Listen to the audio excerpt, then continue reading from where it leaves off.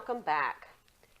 Today, as part of our Taming the Paperwork Jungle, we're going to gather all of our current bills, the bills that are due that we need to pay, that are in piles of paperwork that we collected when we did our paperwork safari. Remember when we walked around with a bin and just grabbed the piles and put them all in one place so that we can start taming that paperwork jungle. We've created our filing system so we have a dedicated space to put the bills when they're paid. But what do we do so in the meantime they don't get lost or misplaced? We're going to have a dedicated space and a system to pay them. It's really important that we pay our bills on time because that enhances our credit score, and our credit score determines our financial opportunities. So we want to make sure that we're focused on improving our credit score, and later on we'll be checking our credit score. So we want to make sure that we're paying our bills on time, and in order to do that we need to be able to find them when we need them and get them in the mail.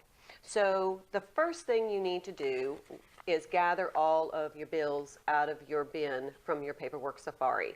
If you have them sitting on the kitchen counter, if they're in your car or in your purse, go ahead and get them all together. And then if you haven't opened them, please, when you get your mail, please open it. Why? Because this just looks like a piece of junk mail that a lot of times we're kind of tempted to toss, and it's actually important. So I like to open the mail when I get it, and that way I know where I need to place the document in order to be able to pay the bill on time or deal with whatever issue is being sent my way. So open your mail.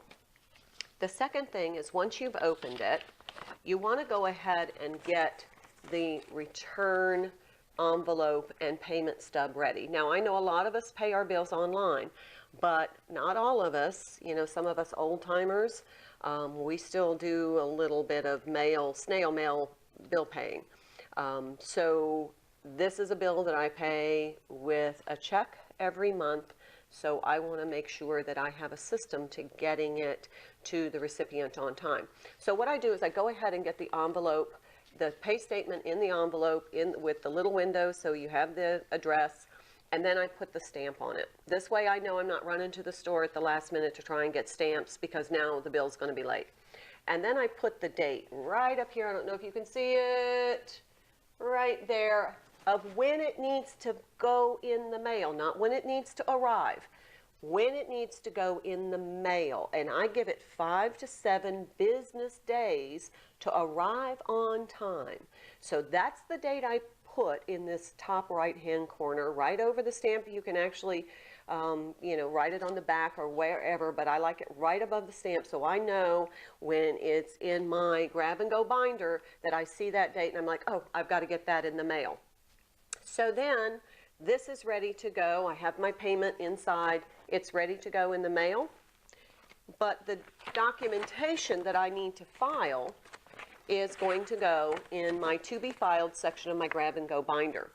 Now, this I indicate on this form, my documentation that I'm going to retain, the date I paid and the check number. So that way I have documentation in case it gets lost in the mail that that's the check number that addresses this bill, and in case I have to put a stop payment on it, I already know.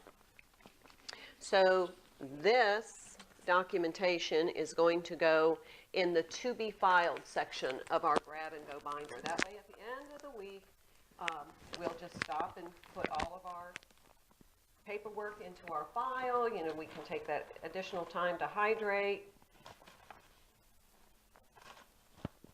We can have a nice cup of tea, but now that's ready to go. It's already resolved. The bill is ready to go, and it's in my to be filed section of my binder. Now, for the bills that I'm not ready exactly to pay, I'm going to go ahead and slip them into my current bill section, which is that first tab, first file in my grab and go binder. This is what I see first when I pick this up and I'm driving around running errands, and I can say, oh, that's ready to go to the post office. I have the date on it so I can see it, and I can just run it by and drop it off.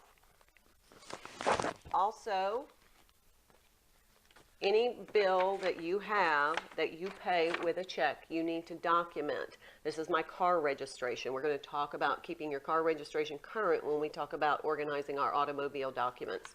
But also my water bill, all of these have been paid already, so they're going to go into, you guessed it, the to be filed section of my grab and go binder. So now I have that, it's ready to go. I'll sit down, we can schedule one day a week. I like to do mine on Sundays. So that's my kind of catch-up day, and this is the day I'm just going to sit and pop these few little items. That way I keep up with my filing. I have my documentation in my files just in case a check gets lost in the mail, or I need to dispute my payment. But paying our bills on time is going to improve our credit rating. So we want to keep them in a dedicated space where we can see them, where we can have access to them, where we have the stamps already available, so that we can just pop them in the mail and when we're out and about, going to the post office, and also making sure that we have a system for keeping track of our documentation as well as all the that we need to do. So I'm going to sign off for now.